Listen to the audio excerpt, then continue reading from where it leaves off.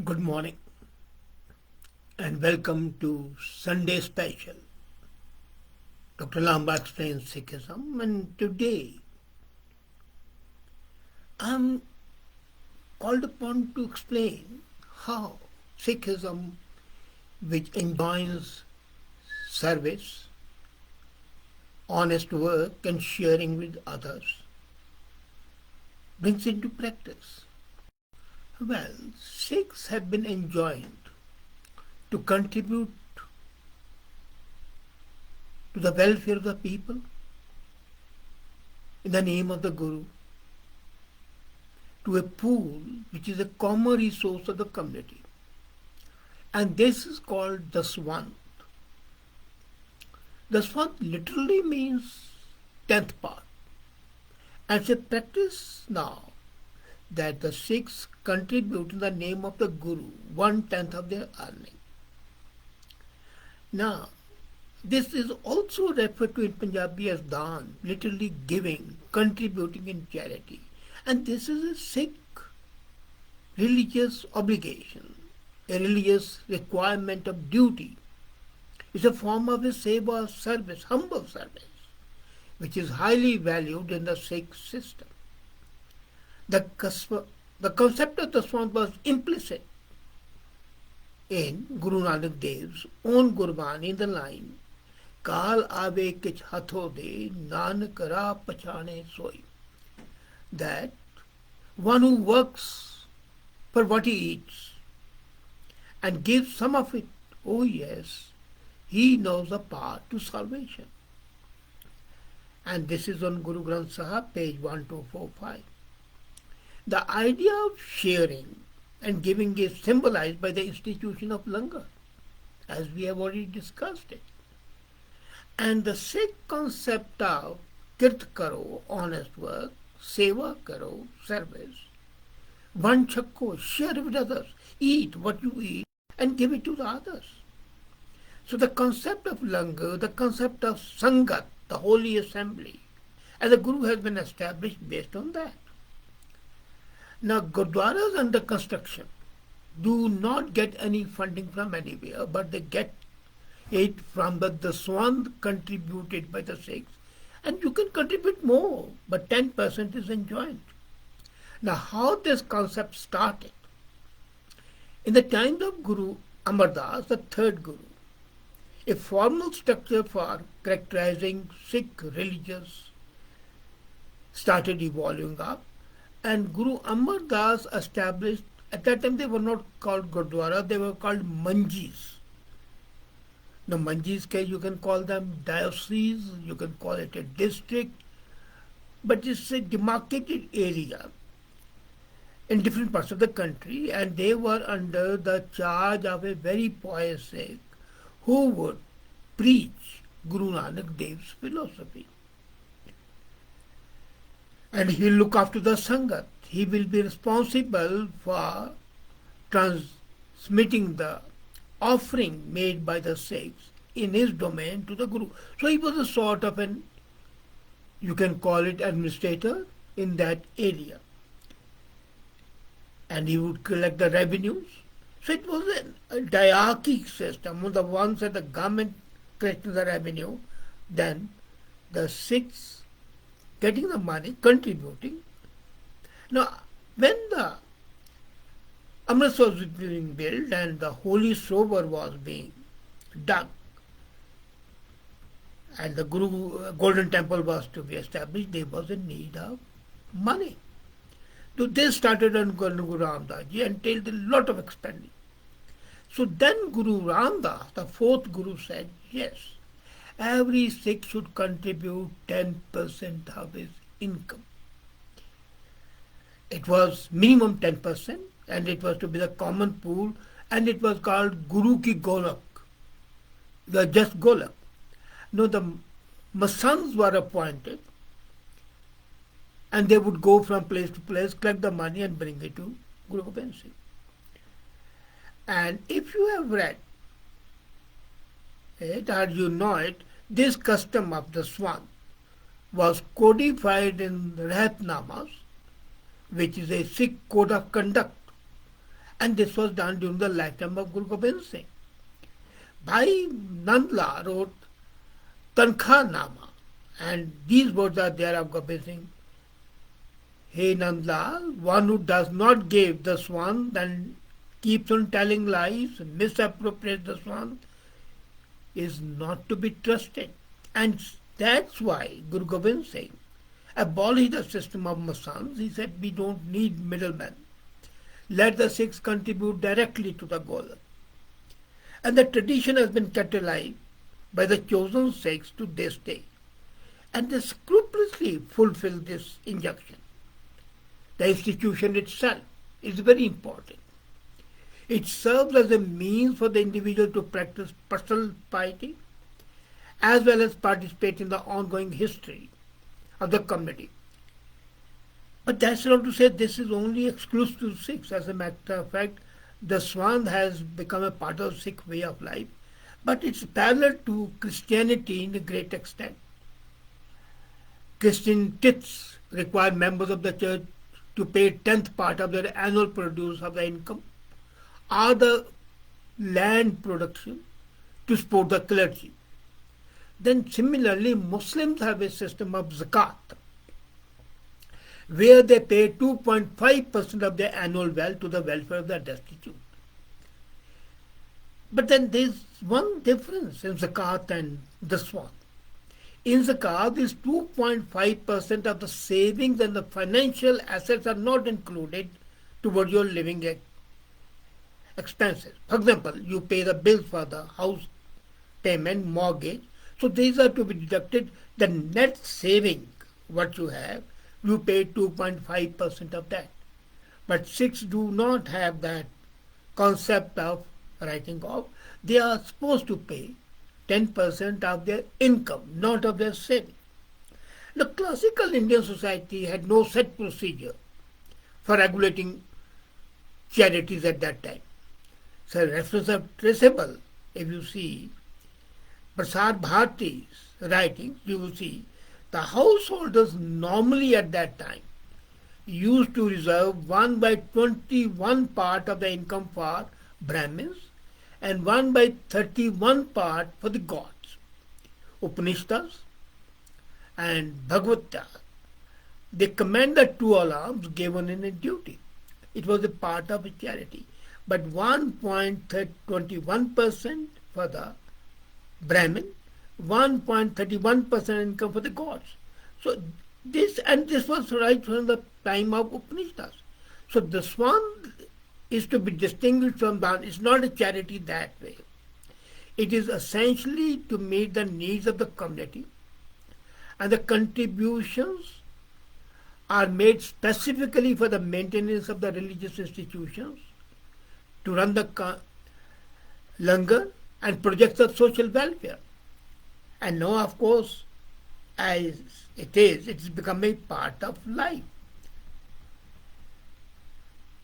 And as I said, it's very clear. And then why do it? You contribute 10% because what you are earning comes from God. And to recognize and to accept that your income is a gift from God, you give something back to the society, not to God. And giving your 10% back to the society, which is also created by God, demonstrates your faith and devotion to the giver, the ultimate giver, the God. This giving is a seed. It's a multiplier effect. It's a seed of trust that actually has the effect of multiplying your income, just as a seed sprouts.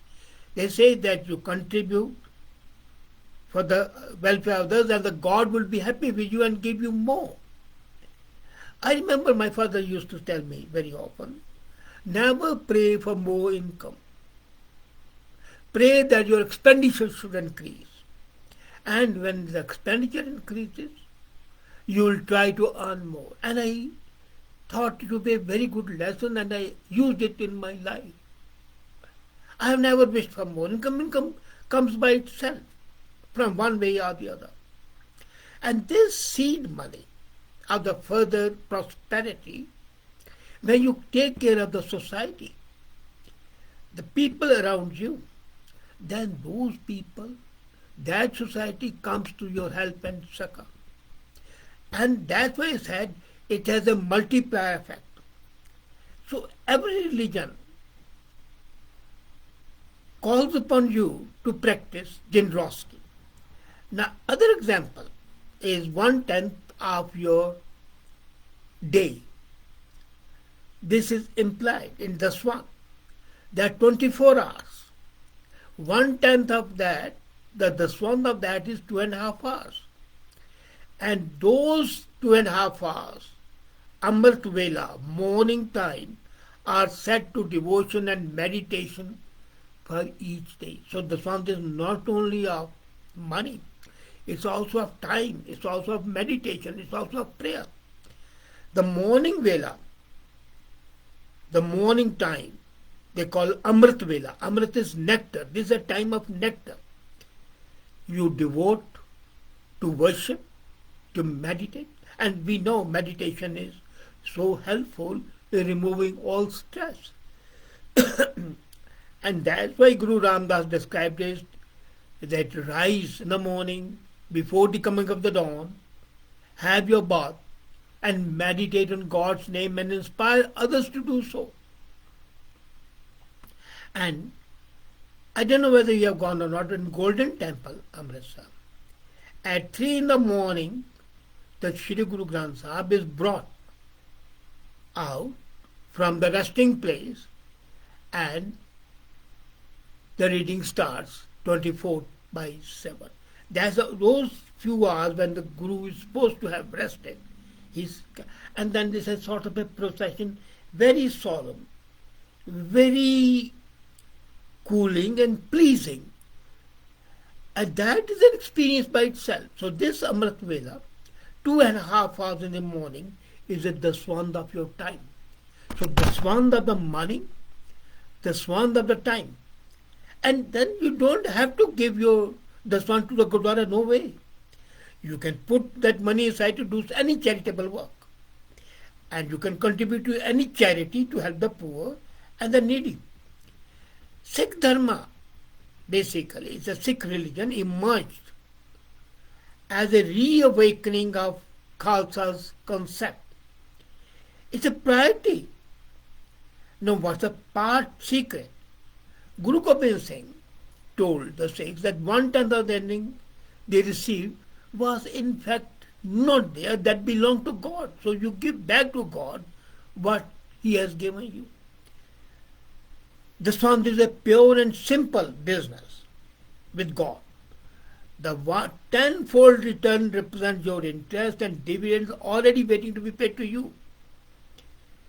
So the first example of tith, basically, if you look at this Daswandh concept and compare it with the Christians, it is in the Genesis 14, 18, 20, where Abraham gives 1/10 of his spoil from the war to the God, the king of Salem, basically. And the king of Salem accepted that 10%. And this was the first example of that thing, but however, is not the exclusive one. In Lectivius 27/30, it says, every tithe of the land, whether of the seed of the land or the fruit of the tree, is Lord. And that concept is same what has been told by Guru Gobind Singh in his address to Nandlal in Takhtama. And tithing is important, and so is Daswandh, because you are giving back to God what is God. Give to Rome, give to the emperor what belongs to the emperor, and to the God what belongs to God. So everything belongs to God, we belong to God.